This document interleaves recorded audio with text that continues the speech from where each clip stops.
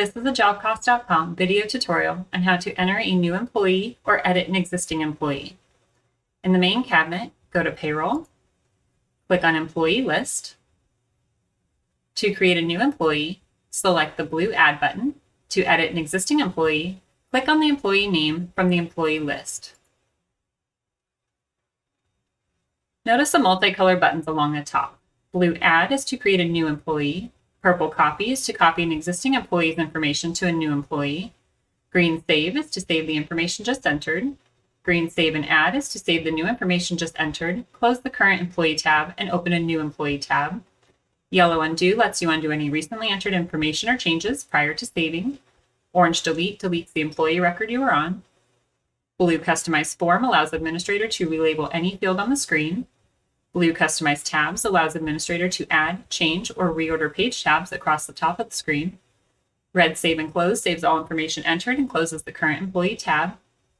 Red Close closes the current employee tab. When entering or editing the employee's information, be sure to fill out anything with a red asterisk or the employee will not save. All other fields can be utilized on a per employee basis. Give the employee a unique employee ID. This is alphanumeric up to 10 characters. Enter the employee's name. The following checkboxes can be used if they apply to this employee.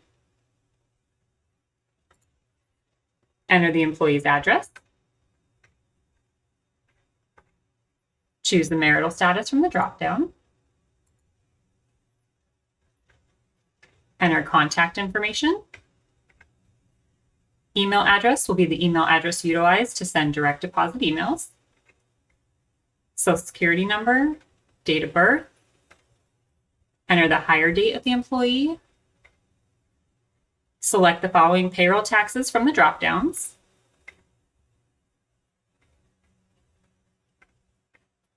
Workers' comp code will default when entering a time card. Pay periods are the number of weeks paid in the year. Union, work class, and work status fields can be used when necessary. Enter the hourly or weekly salary pay rate for this employee.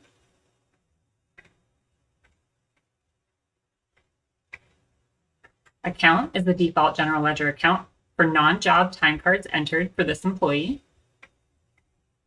Equipment, choose the employee's default equipment ID from the dropdown. There is a note section and additional user fields that include text, logical, date, and number fields. The system administrator can customize these user field labels to be used to store additional information about the employee. When done entering new employee information, click Save. This will generate multiple page tabs along the top pertaining to this employee for future use. The next step will be adding employee details. Please reference JobCost.com video tutorial on how to enter employee details. Click Save when done entering new employee information. Click Save and Add if entering multiple new employees. Click Save and Close if completely done entering or editing employee information, and it will close the current employee tab.